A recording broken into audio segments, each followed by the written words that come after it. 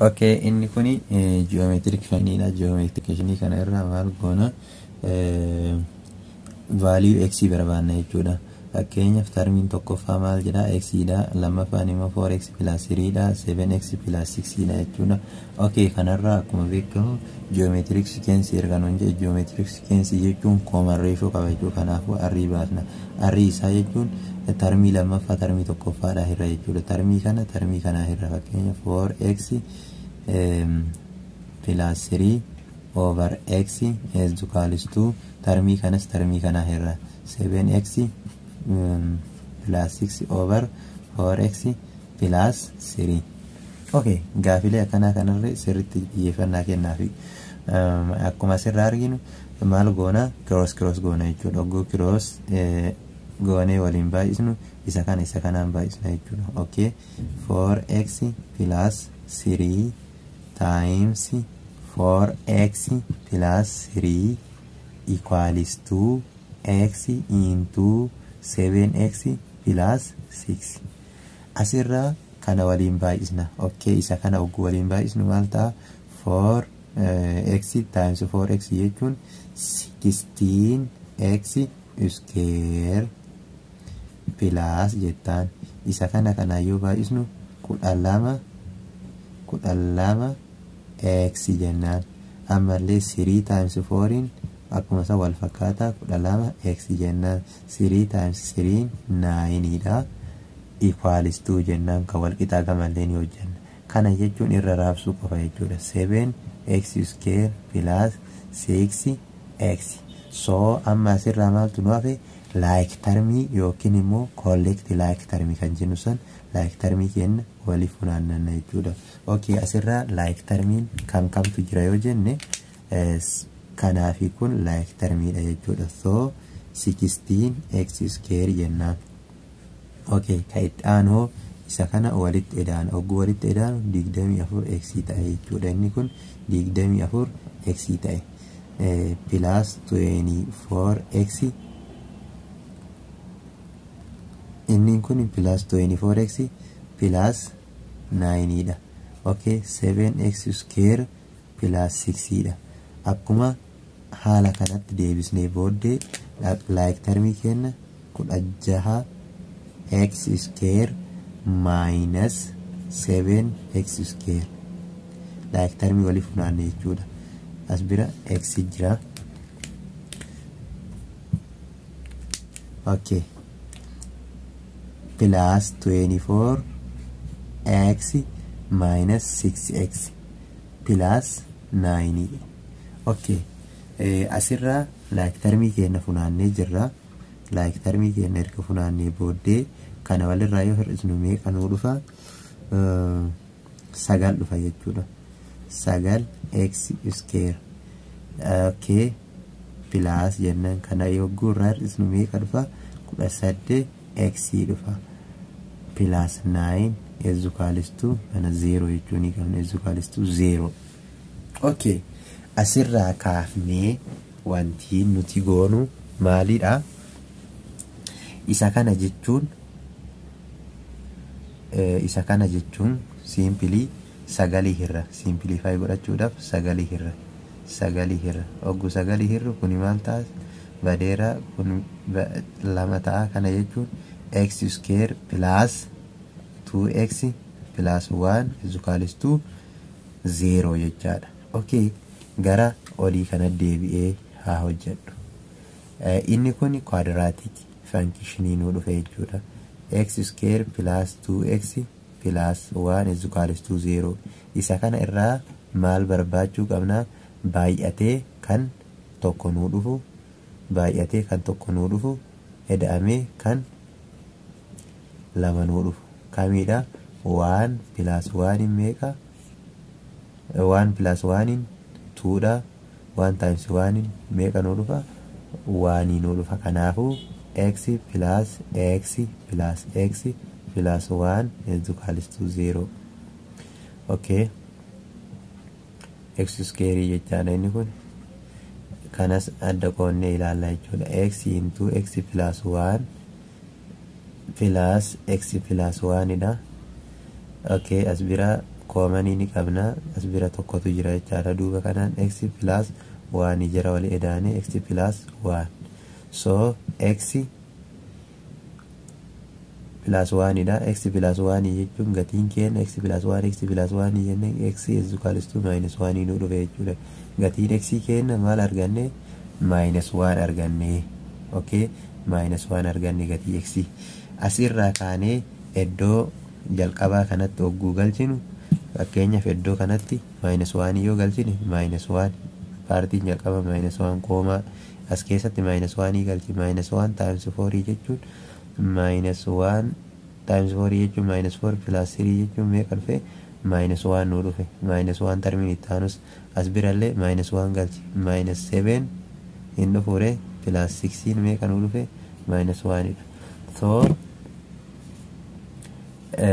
inni kun geometrikii moo geometrikii miti jechuudha geometrikii jechuun minus 1 over minus 1 jechuun 1 dha ammallee haaluma sanii minus 1 over minus 1 jechuun 1 dha jechuudha kooman termii keenya ni qabna kanaafu argannee jirra jechuudha haala kanaan mirkaneeffannees jirra faayinaal aanseriin keenya minus 1 dha jechuudha okay kana fakkaata gaafii afuraffaan exersaayisii kana haa ilaallume determine gaafii tokkoffaa kana keessa ABG I fudhadheen jira ijoo keessaa fudhadheen jira fakkeenyaaf isa kana mee ji'oomeetirikii yookiin artimeetik ta'uu isaa 4 7 10 13 jira 7 hir'isuu 4 meeqa dhufa 7 hir'isuu 4 jechuun 3 10 hir'isuu 7 3 13 hir'isuu 7 13 hir'isuu 10 3 kanaafuu inni kun kooman differensii qaba jechuudha d ni qaba kooman differensiin kenna meeqa 3 waan ta'eef inni kun artimeetikii jennaan isa kanaan kan itti aanu giidha artimeetik jettanii kaa'achuu dandeessu isa kana 2 6 10 14 20 jedha fakkeenyaaf 6 minus 2 meeqa 4 dha 10 minus 6 jechuun akka tasaata 4 dha 14 minus 10 jechuun 4 dha kanaafuu kooman differensii ni qaba inni kunillee artimeetikii jenneetiin kaawwanna isa kana amma isa kanaaf haala haallu 5 1 itti agalchuleetti inni kenna 1 dha inni 1 5 minus 2 times 1 jechuun 2 dha meeqa dhufa 3 dhufa jechuudha inni kenna 2 haa jennu inni kenna guutuu jennu 5 minus 2 times 2 jechuun 4 waan ta'eef 1 dhufa jechaadha inni kenna 3 haa jennu inni kenna 3 yoo jenne 2 times 3 jechuun 2 times 3 jechuun 6 dha kanaafuu 5 minus 6 jechuun meeqa minus 1 jechaadha as bira inni kenna 4 haa galchinu 4 yoo itti galchine 8 dha 5 minus 8 jechuun meeqa minus 3 okay walirraa hir'isnu 1 minus 3 jechuun minus 2 dha minus 1 jechuun minus 2 dha minus 3 minus 1 jechuun minus plus olgooti minus 2 dha kanaafuu inni kunis common difference waan qabuuf artimeetikii jechaadha common difference isaa diin isaa beeka minus 2 dha kanaafuu artimeetikii jennaan isa kanallee artimeetikii jennaani okay isa kana ilaallu 1 over n square kan jedhu kana 1 over 1 square jechuun 1 jechaadha 1 dha isuma kana 1 over 2 square gaafa goonu sorry kaayikariin naa barreessuu didaara 2 square gaafa goonu maal ta'a 1 over 4 ta'a jechuudha 1 over 4 ta'a 1 over 4 ta'ee jira termiin lammaffaan termii sadaffaa 1 over 3 square gaafa goonu meeqa dhufe 1 over 9 dhufe 1 over 9 dhufe jechaadha gaafa 4 square goonu 4 square gaafa goonu meeqa ta'a 16 ta'a jechuudha 16 ta'a tokko 16ffaa dhufe okay tokko 16ffaa dhufe kanibaa 1 over 9 minus 1 over 4 kana 36 hawaataan isaa kana yoo hir'u 4 hir'isuu 9 meeqa negative 5 over 36 jechaadha. Kana wajjin waliin fakkaatu. Kanaafuu artimeetikii miti jechaadha. Okay, geometric ta'uu isaallee yoo hirruuf 1/4 over 1 jechuun 1/4 dha. 1/4 dha. Kan jalqaba 1/4 1/9 over 1/4 jechuun 1/4 jechuun kunillee ta'u jechuudha. 1/9 times 4 over what? 4/1 kana jechuun 4/9 dhufa jechuudha. Kunis hin ta'u jechaadha. Kunis 4/9 waan dhufu 4/9 waan dhufu silatti lamaanuu ta'u. Artimeetik illee geomeetirik illee hin ta'u jechuudha. Inni kun artimeetik illee geomeetirik illee hin ta'u. Kanaafuu haaluma kanaan yaaltanii fixinatti illee yoo kana balu taate dhiifama.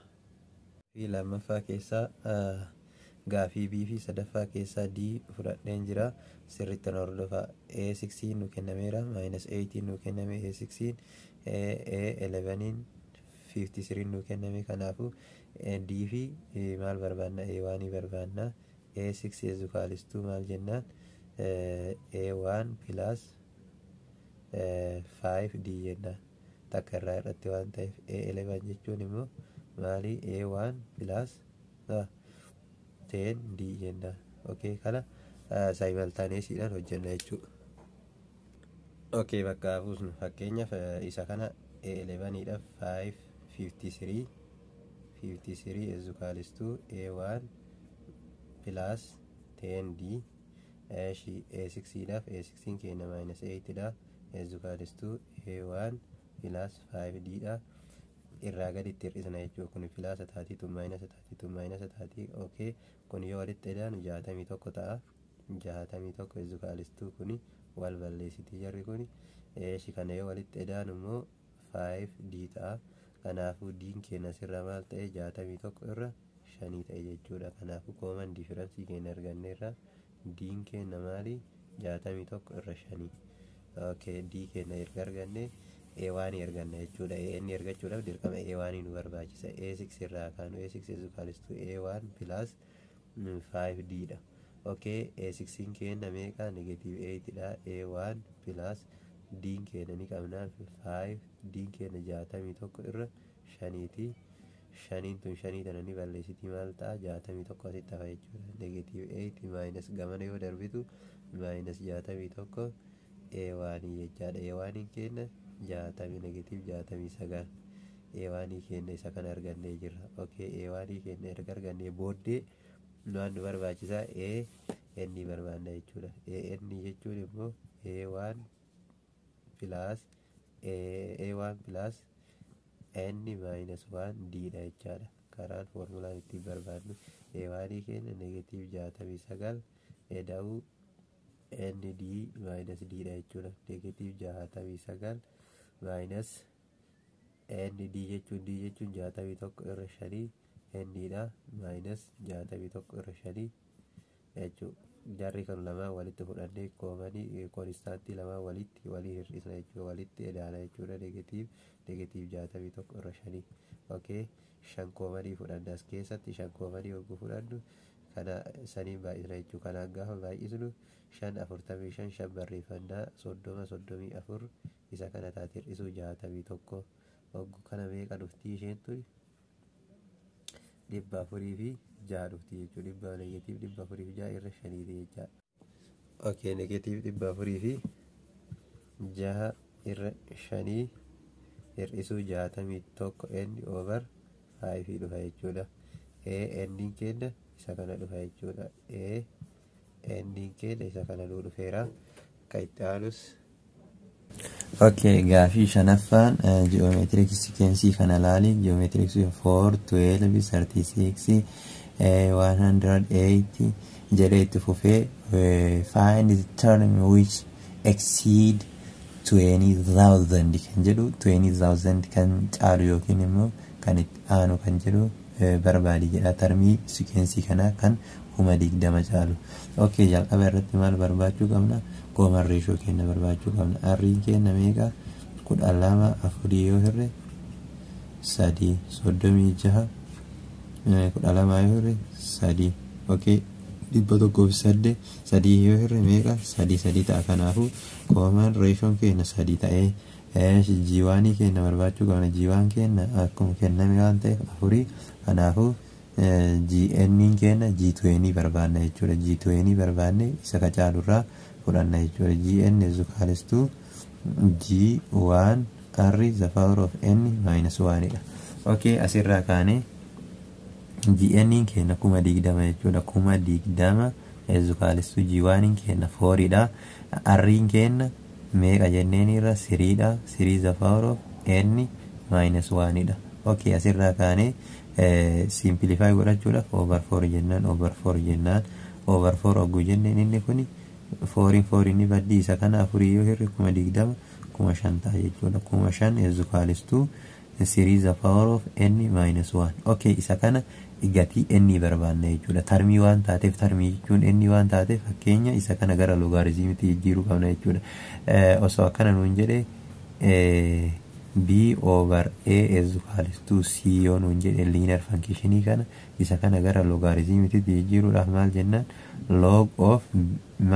log of c base b. Inni base as jiru kun base mataa is equals to a ta'a jechuudha. So nullee hintii kana qabanne hintii as jiru kana qabanne to isa kana jijjiirra jechuudha. Salphumatti maal goone inni kun base kun akkuma jiru ta'a log of maal jennaan log of 3 base irra jechuudha.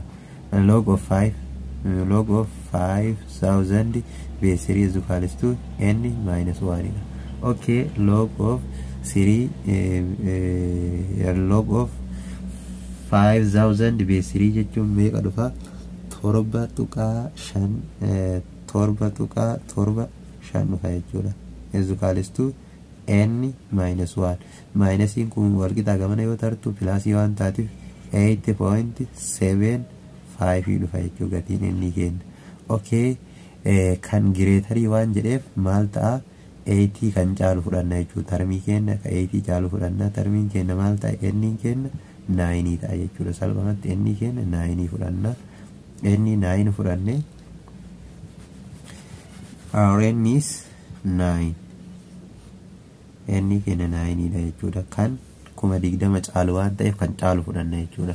Okay, n kenna 9 fudhanne amma ni hojjanna jechuudha. Maal kan 20 caalu termiin sun kam akka ta'e ni hojjanna jechuudha. Okay, G9 fudhanna jechuudha. G9 is equals to maal jennaan G1 R is the power of 9 minus 1. 9 minus 1 jechuun 80 jechuudha. G9 is equals to G1 kenna meeqa 9 minus 1 jechuun 80 jechuudha. G1 kenna meeqa nuu dhufe G1 kenna 4 dha jechaadha. 4 into R kenna meeqa 3 the power of 8 dha. Okay, isa kana jechuun G9 is equals to around 26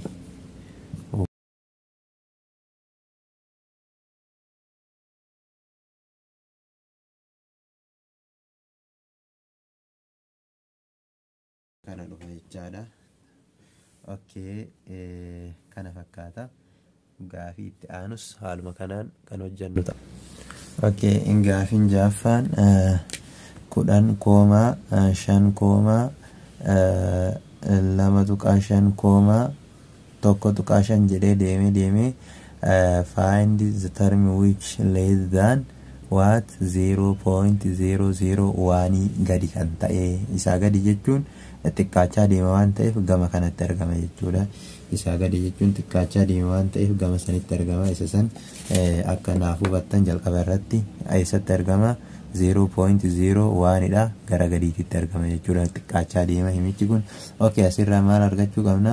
R argachuu qabna. Common ratio kenna maal ta'a? Common ratio kenna R kenna 5 yoo hirru meeqa dhufee tokko lammaffaa dhufe jechaadha. Eeshi akkuma san waluma fakkaata 2.5 yoo ka hirru ta'e illee tokko lammaffaa dhufa. Common ratio kenna maal argannee jirra? tokko lammaffaa argannee jirra jechuudha. R is equals to 1/2 dha. G1 kenna ni qabna jechuudha. G1 kenna 10 dha. Okay, GN kenna jechuun immoo isa kana gn is equals to g1 r is the power of n minus 1 dha. Okay, isa kana akkasitti hojjanna. Okay, gn keenya maal fudhanna? Isa kana fudhanna jechuudha. Isa kana fudhannu. Isa kana jechuun gara ibaatiin 10 the power of takka 2 3 4 minus 4 jechuudha. 10 the power of minus 4 jechuudha. 10 the power of minus 4 is equals to g1 keenya 10 ni qabna. r keenya 1 over 2 qabna. 1 over 2 n minus 1 qabna jechuudha. n is the power of minus 1 qabna. Okay, isa kana jechuun salphamatti 10 irra jechuudha. Gama lamaanuu 10 irra, kanas 10 irra. Gaaf kana inni 10 tuni 10 tananii balleessiti. Meeqatu hafee 1 over 2 qofatu hafa jechuudha. 1 over 2 the power of n minus 1 qofatu hafa paartii kana irratti. Okay, asirratti immoo kana jechuun poweriin jalaa minus idhaan ol baati jechuun minus 1 waan taateef 10 the power of minus 5 taati jechaadha. Isheen tuni 10 the power of minus 5 taati jenneen irra isa kana ammoo simply yookiin isa kana bifa kanaan kaa'uu dandeenya jechuudha. Isa kana jechuun 2 the power of minus 1 jechuudha. Isa kana jechuun inni keessaa kun 2 the power of minus 1 over 2 jechuun 2 the power of minus 1 n minus 1 kana jechuun siistamni salphaan hundarra. Okay, isa kana irra raabsinu powerii kana yoo irra raabsinu maal ta'a? Minus 2 the power of minus n plus 1 ta'a jechuudha. Okay, salphumatti isa kanatti jijjiirrannee jirra. Okay, akkuma isiniin jedhe asirra a the power of b the power of a is equals to c jechuun log of c base b is equals to a dha jechaadha. Okay, isa kana gaaf isa kana immoo simplify godhannee jirra. Bifa kanatti jijjiirannee jirra jechuudha. Log isa kana bifa kanatti jijjiirannee jirra. 10 the power of minus 5 haala kanaan jijjiirannee irraa is equals to isa kana jenneen irra. Okay, isuma kanaan base keenya 2 fudhanna jechuudha. Bakka b keenya 2 fudhanna, bakka c keenya 10 the power of minus 5 fudhanna jechuudha. Log of 10 the power of minus 5 base 2 is equals to minus n plus 1. Okay, this is clear way karaa ifa ta'eedha jechuudha kun. Okay, asirraa isa kana jechuun minus 5 gara booddeen dabarsina minus 5 log of what 10 base 2 is equals to minus n plus 1. Asirraa log of minus 5 akkuma koomaniititti fudhannee log of 10 base 2 jechuun ammoo maal dhufa? Sorry, 3.32 dhufa jechuudha. 3.32 dhufa minus n plus 1. Isa kana jechuun around negative 16.6 jecha. Around negative 16.6 jechaadha. Is equals to minus n plus 1 jechaadha. Kana jechuun immoo minus gamana dabarsina jechuudha. Kana jechuun minus idhaan darbiti minus 17.6 is equals to minus n dha. Okay, gama kanatti adeebinu minus 17.6 minus 17.6 is equals to minus n. Okay, minus inni baddi meeqa dhufe? N keenya our n is 17.6 dhufte. Okay, less than waan jedhuuf n keenya kan isaa ol taru jechuun 18 jechuudha. Yoo asitti deemnu baay'ina isa baay'inaan argisiifna n keenya 18 jechuudha. 1 2 3 4 5 jenneetiin n 18ffaa irratti ka argamu. Guddina osoo hin taane xiqqeena less than jedhee guddina osoo hin taane lakkoofsa baay'ina lakkoofsatiin garasitti argama. Garuu lakkoofsi sun lakkoofsa xiqqaa akka ta'e naaf hubadhaa jechuu barbaadati. 18 ta'a jechuudha. Our n is 18 jennaan. Okay, asirraa salphamatti argachuu dandeenya jechuudha. Amma wanti hunduu xumurameera. Okay, asirraa salphatti argachuu dandeenya. So akkam goona asirraa gn is equals to g1 r n minus 1 jennaani. jiin keenya jii 18ffaa jechuudha. jii 18 jennaani jiiwaan keenya teenidha jechuudha. Akkuma beekamu teenii r is the power of 18 minus 1 jechuun 18 minus 1 jechuun 17 jechuudha. Okay, salphumatti r'n keenya meeqa? jii 18 is equals to